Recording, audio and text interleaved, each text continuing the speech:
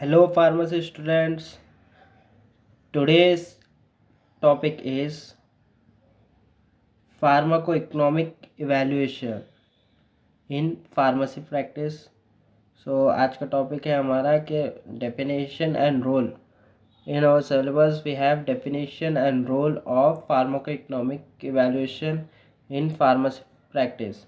So we have to include that only for the exam point of view. It is important, and for exam point of view only I have made these notes.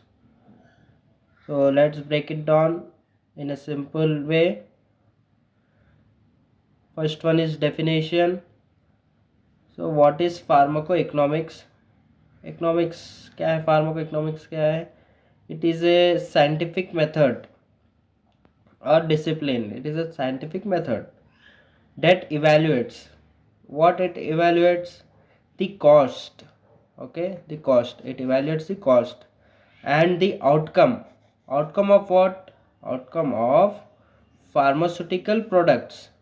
That means drugs, surgical products, etc., and healthcare interventions. So it is the scientific study or method. What pharmacoeconomic evaluation is the scientific study or method. What its role is? It evaluates the cost. Okay, cost and the outcome of pharmaceutical product, that is drug or medicines, of and healthcare interventions. So pharmacoeconomic is the scientific discipline that evaluates the costs and outcomes of pharmaceutical products and healthcare interventions. In simple terms, it helps us to decide which treatment, which treatment gives the best value for money without compromising on effectiveness. We don't have to compromise on effectiveness. Okay, in simple terms, it means that only that treatment which gives best value for money without compromising on effectiveness. I repeat, it helps us to decide which treatment gives the best value for money without compromising on effectiveness. Then we have three main components of pharmacoeconomic evaluation. They are cost, outcomes, and comparative analysis. In cost, there are direct, indirect cost, and intangible cost. Now, direct cost examples include medicines, hospital bills, etc. Indirect cost, lost work days. If a patient is suffering from any health any diseases, they have they will not go to the work. So indirectly they are paying hospital bills, as well as their salary is getting cut. So this comes under indirect cost.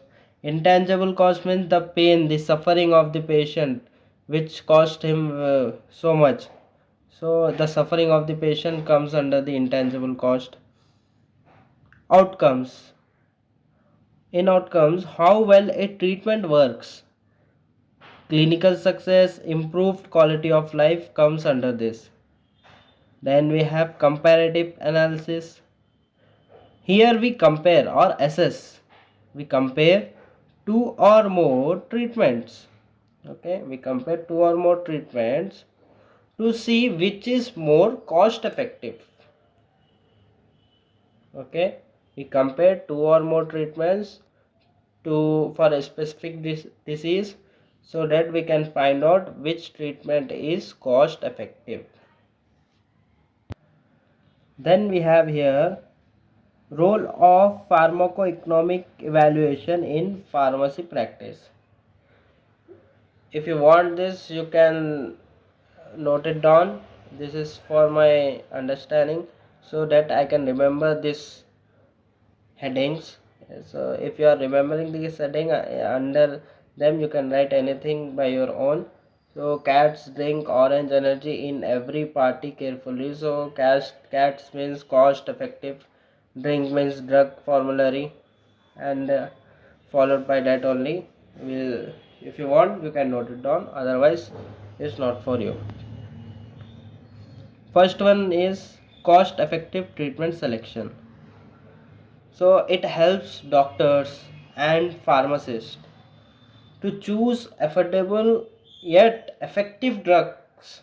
Okay, cost effective treatment में क्या आएगा? It helps to doctors and pharmacists to give the patient effective and affordable drugs. Example, the doctor or pharmacist have a choice to give generic drugs over branded drugs. Generic drugs are cheaper than branded drugs, and also they are have same effectiveness. Then we have drug formulary management. Hospitals use pharmacoeconomic data to decide which drugs to include in their list. Drug formulary means every hospital has their own formulary. So the doctors prescribe the drugs from that only. So it helps hospitals to use pharmacoeconomic data to decide which drugs to include in their it promotes rational use of medicines.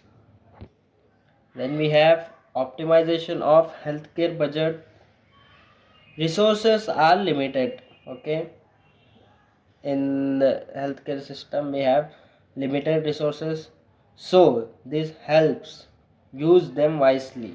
It reduces wasteful spending on ineffective drugs. Okay, so the resources are available in the hospital or in the clinical side, uh, it helps them to use it wisely so that they don't spend on unnecessary things, ineffective drugs. Then we have evidence based decision making. Pharmacoeconomic studies guide policies. Example, government agencies use these to decide which drug to subsidize. Okay, government will give some subsidies on some medicines. So by taking this data, they will decide which drug to include in subsidy and which not to. It gives data based information to guide healthcare policies. Let's see improving patient access to medication. How we can improve that? Makes drug more affordable. First thing is we have to do drugs should be more affordable through pricing policies. Through pricing policies, we can make we can make drugs more affordable. Example, subsidizing essential medicines based on cost effectiveness.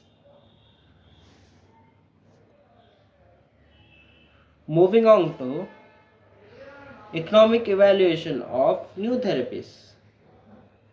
New drugs are often expensive, okay, because the brand owner has spent so much of money to studies, clinical trial. So to compensate that and to get more profit out of it, the new drugs will be expensive only. After some years, the brand owner has to give its formula to everyone, and the government can include it in generic drugs. Pharmacoeconomic evaluation helps to judge if their price is justified. Example, new cancer treatment versus older option. It helps us to evaluate that. Now we have pharmacoeconomic considerations in chronic disease management.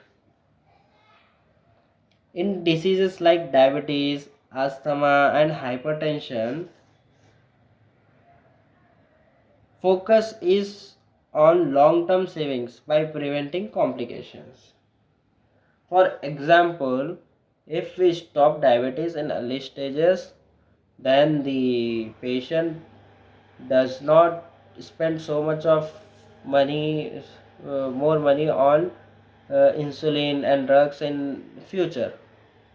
If diabetes has developed and progression is doing, then it can the patient have to spend on to control the sugar levels of body, to buy the medicines, as well as if the diabetes has been in progressive level, then it can damage kidney, eyes, nerves, as we have seen that diabetic nephropathy, diabetic neuropathy.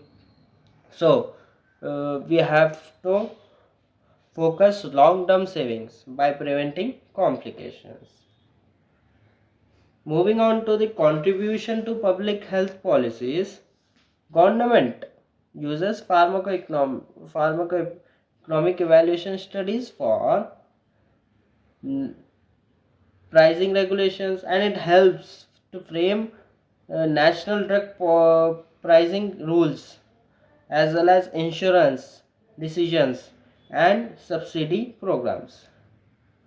So friends, remember that pharmacoeconomics is not just about saving money, it's about smart choices that benefit both patient and the healthcare system. And if you found this video helpful, don't forget to like and share it with your pharmacy friends so that they can also learn about it, and make sure you subscribe to the channel. See you in the next video.